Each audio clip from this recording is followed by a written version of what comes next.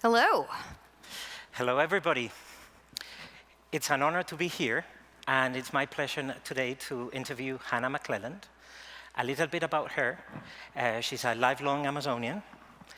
She was one of the persons who played a pivotal role in scaling the Subscribe and Save program that I'm pretty sure some of us use every single month.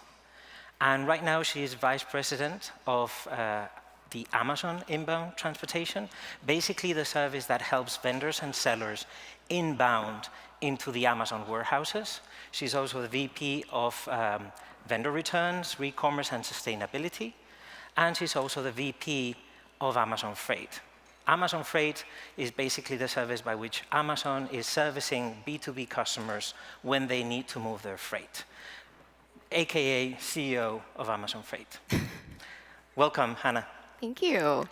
And before we start, I do have a confession to make. She's my boss.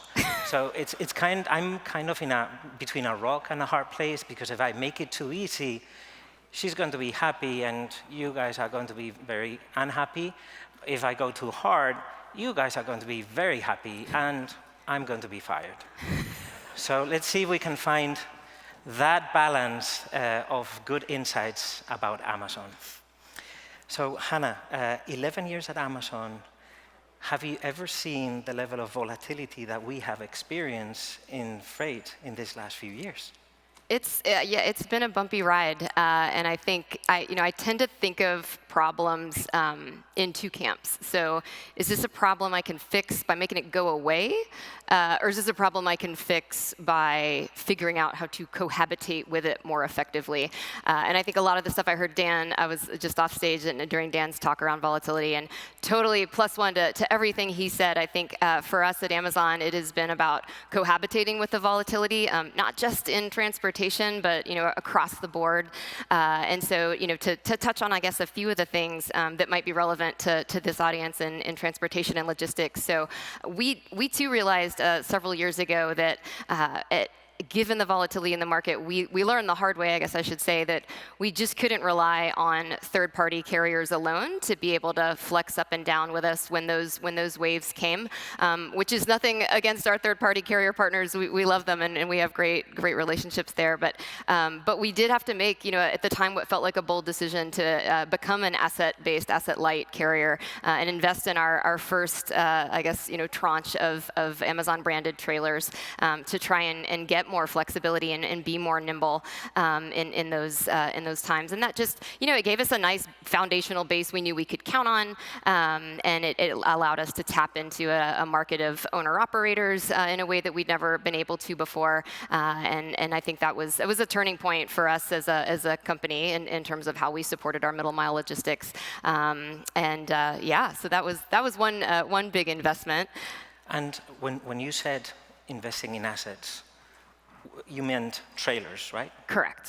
How many trailers do we own? We own 40,000 trailers right now, which is probably why you see a lot of them rolling down the highway, sharing the road with you. So, and again, it was a big investment for us, and I think it's certainly paid off in spades. We've learned a lot of lessons along the way, but being able to connect directly to carrier partners, and I'd love to talk about that either now or at the booth later, has been a big value proposition, and I think enabling us to flex as we need to and lean on our carrier partners, our third-party carrier partners, more sustainably than maybe we could when they were our lifeline. Cool. Excellent. And then, I think beyond that, I would also point to how we've thought about ship mode selection. So when I first started in transportation, we use trains and we use LTL and parcel and truckload. But if you were to look at a map and look at our lanes, it was all very static. Like this lane is a truckload lane and this lane is LTL and this region's all parcel. And so while we might choose between carriers at any given time to optimize for cost, we weren't really optimizing by ship mode. And COVID definitely definitely, I think, pushed us as truckload capacity was so squeezed. We had to lean more heavily on our rail partners, and therefore it kind of forced us into figuring out how to make rail work better for Amazon, which was a good thing. And I think it certainly comes with a speed trade-off. But when it's managed, I think, purposefully and carefully, and certainly with good intermodal carrier partners that are willing to think big with us and think creatively, that's been another big lever that we've been able to pull to bring more capacity into our supply chain in ways that we hadn't previously leveraged as much. So that's one. And then lastly, I think in terms of managing the volatility, I would point to pricing. And so whether you're a shipper or a carrier, like one place we all felt the volatility, I think, is in pricing, and whether we're paying prices that are too high or setting prices that are too low. And so at Amazon, learning to be more nimble and in both predicting the inputs to our prices and our costs, and then consistently, refreshing that much more quickly than we had in the past has been a big move, I guess, lever that we've had to pull to keep up with the volatility.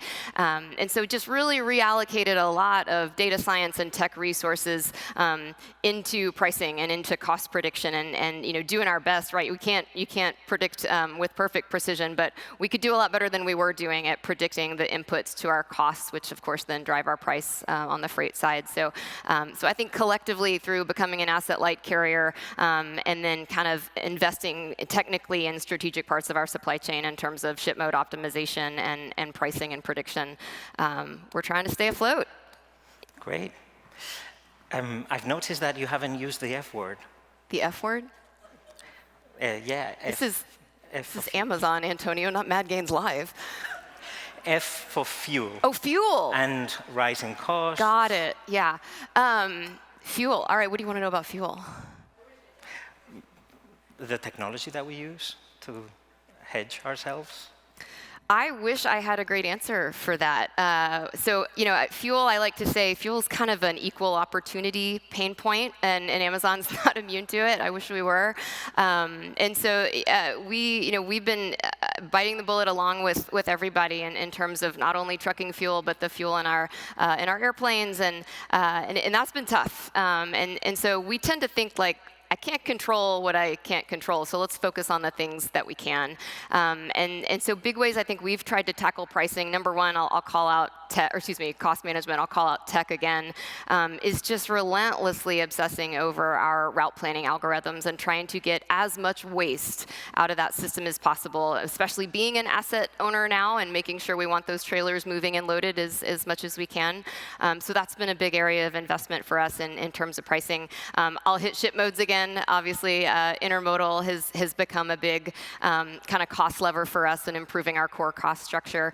And then for shippers that are kind of plugging into that network through Amazon Freight, we have a couple things we've done there to try and offset pricing pressures that we know they're feeling. So number one is, I think, transparency is probably what I'd call it. So historically, Amazon has had kind of a lengthy history in trying to be very transparent with its customers. And back in the day when we first launched customer reviews on the website, people said we were crazy, especially our vendors, and they're like, why would you put negative information by a product? Are you trying to sell this product or not?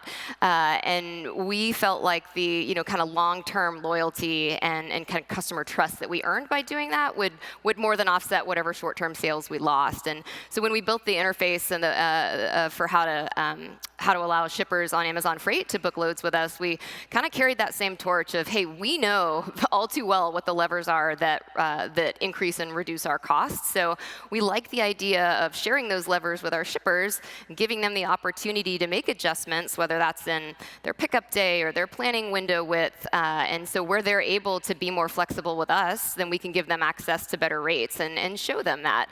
And so we just, we like the idea of sharing and empowering our shippers to help us lower our costs so that we can pass that back to them. So it's a cool part of our interface that you'll see. And then lastly, Amazon, I think we have a number of ways that we try to support small businesses, across the board, whether that's helping them sell on our e-commerce platform or providing cloud computing services through AWS, and a number of logistics services. And so, and whenever we can, we love to bundle those things together, package deal, and really try to save our customers money. And so a recent example of that in Amazon Freight that I thought was kind of cool, we partnered with the Amazon Small Business American Express credit card, and we're able to make Amazon Freight a key rewards category on it, such that any shipper who books a load with Amazon Freight using the small business credit card can earn anywhere from 3 to 5% back on that load, and that's on top of already low prices. So that's been it's gotten a lot of good feedback from customers and good coverage. Thank you, Freightwaves. So definitely, if you're a small business, check that out. Not only for the sake of freight, it's just a good credit card. Excellent, thank you. And changing gears, there's a big topic since COVID, which has been the big resignation. Today, we've seen a few demos of how you can find drivers, how you can find more workforce. What is Amazon doing to retain talent? Yeah, again, I think labor shortage, equal opportunity pain point, and we felt it across all aspects of Amazon, not just in trucking, but in our buildings.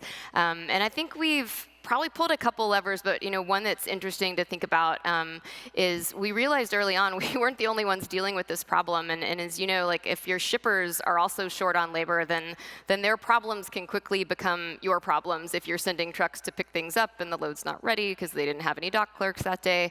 And so it started to cause us to think, well, how can we, we don't want to just try to fill the jobs that we have open. Like, how should we look at our resourcing decisions, and how can we help our shippers so that, we're indirectly also helping ourselves. And so we just found a lot of opportunity in our shipper support group, both in terms of just the flat out number of people we had working there, and the caliber of decision making they were making, but also in the tech that we use to facilitate communication with shippers and disruption management. So we made a lot of investments there to try and ensure that we were right there at the ready to help shippers when they needed help. And as you know, like a lot of people got into some pretty big pickles in terms of the amount of freight that was stacked up on their dock, and so we needed to empower our customer service associates to go above and beyond and like really get in there and work with shippers to get those docks cleared so we could get back to normal operations. So that was sort of if there's a silver lining, and I think there are many silver linings to COVID, that's probably one of them, is it really upped our game in shipper support. And then lastly, we obviously we need drivers. Everybody needs drivers, and so we took some inspiration from our friends over in the Last Mile organization at Amazon. That's if you've seen the vans driving around your neighborhood delivering packages, that's our Last Mile team, and they have a cool program that helps entrepreneurs kind of get into being a delivery service provider. And so we thought, like, why can't we do that in middle mile? And so that was the inspiration for something we call the Amazon Freight Partner Program, which is it's an opportunity for entrepreneurs to essentially get into trucking and start their own owner-operator carrier business, and that helps not only get drivers to drive for Amazon, but just get more drivers to drive, period. And that was our kind of overarching goal with that. So super cool program. We help them get access to great financing to buy a tractor, access to good insurance rates. We help them advertise for their open driver positions. We basically just gave them our playbook for onboarding a driver so they can get them up and trained and driving as quickly as possible. And then most importantly, we thought, like, how can we offer driver-friendly freight so that drivers want to drive for Amazon Freight Partners? And our definition of that was, it's consistent. You can count on it week in and week out. We like to prioritize kind of closed-loop tours to get you home at night. So we've built our algorithms to optimize that, even when it might not be the absolute cheapest route. And then, thinking a lot about drop and hook freight, so you're not spending time waiting. So if you're in the AFP program, you really do, like, you have our most attractive loads and our most consistent volume. So it's a really neat opportunity. So those are probably two things I'd call out for labor shortage. Excellent. We've got 1 minute left, and 1 minute of shameless promotion. We've got shippers here, we've got carriers, we've got integrators. Why would they like to work with Amazon Freight? Sure. Well, I mean, hey, I want to say thanks to Freightwaves for giving us this opportunity. We're so excited to just have a bigger presence in the freight space, and I've loved getting to know all of you. I think our arrival really is good news for everybody, and here's why.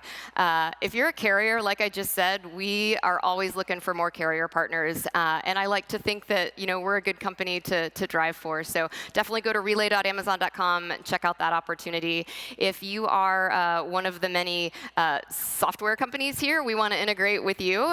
So please come by our booth and learn more about some of the integrations we've already done and feedback we've gotten from shippers and TMS providers about the benefits of having Amazon in your ecosystem.